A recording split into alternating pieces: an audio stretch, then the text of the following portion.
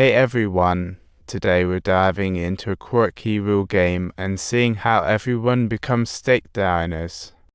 On the fourth day, our two players stick to the rules, but Mr. Baldy can't resist pulling some sneaky moves to see what the character. Finney begins to spread this rule around, though she occasionally spots the remains of a few too many bites on the food, though Baldy denies it's his doing. Their bond blossoms on the 21st floor, as they are each other's only company. Soon, they face the dreaded time of redistributing floors. Life on the 21st floor is too easy, but moving down below, who knows what drama awaits? To their surprise, they wake up to find they've been assigned to the 180th floor. Yikes.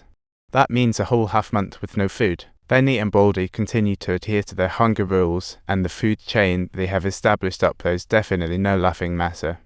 Back when they were on the upper floors, they didn't overeat, but now down below, all they see are empty plates.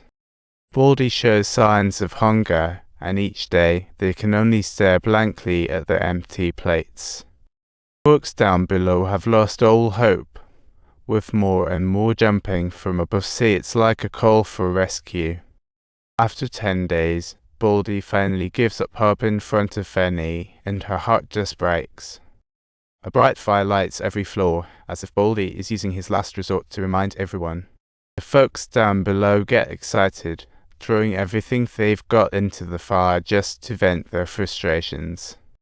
Meanwhile, the small team at the bottom silently guards the lost hopes of food. Darkness is illuminated by flames, and people wait patiently.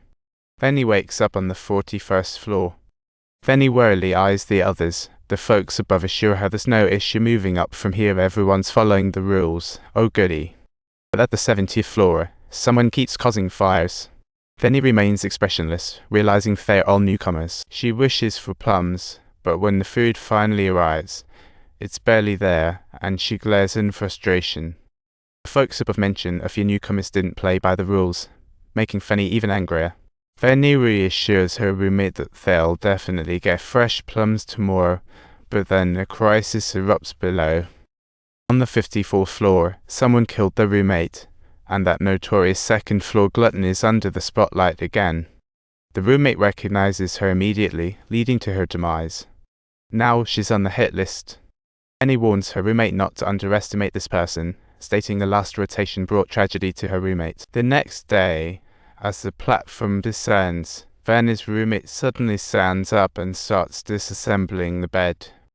She immediately pulls out a dragon bone and threatens Finney, making it evident that they are on exactly the same mission.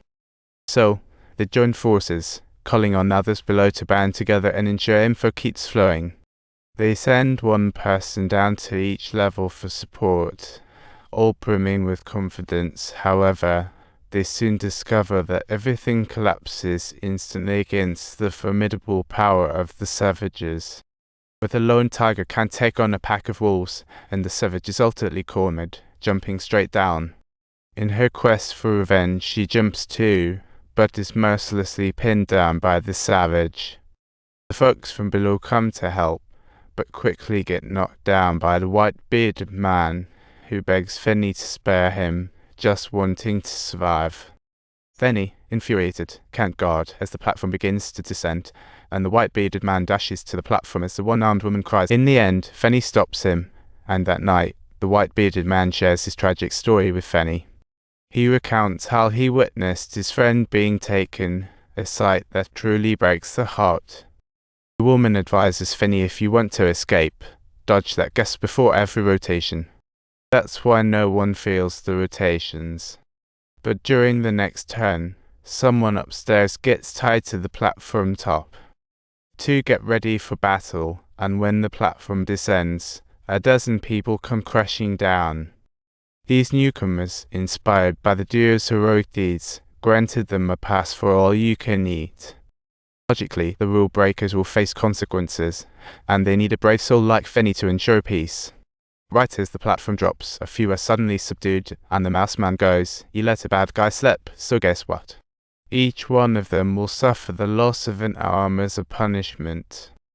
At the moment when the mouse man removes his mask, it is heartbreaking. His eyes have been brutally gouged out. They are securely tied to the platform, awaiting the moment of their descent when their arms will be brutally snapped. After what feels like ages, Finney enters her cycle again, gearing up for life on the 72nd floor. Her roommate, Zai brings in a knife, and when the platform drops, she lunges in, chowing down with no mercy.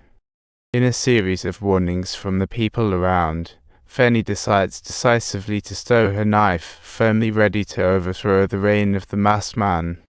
This masked man uses power to enforce unreasonable rules, and the punishment everyone faces is all on him. Finney's arm got twisted on the last rotation. By these guys, it's a real spectacle.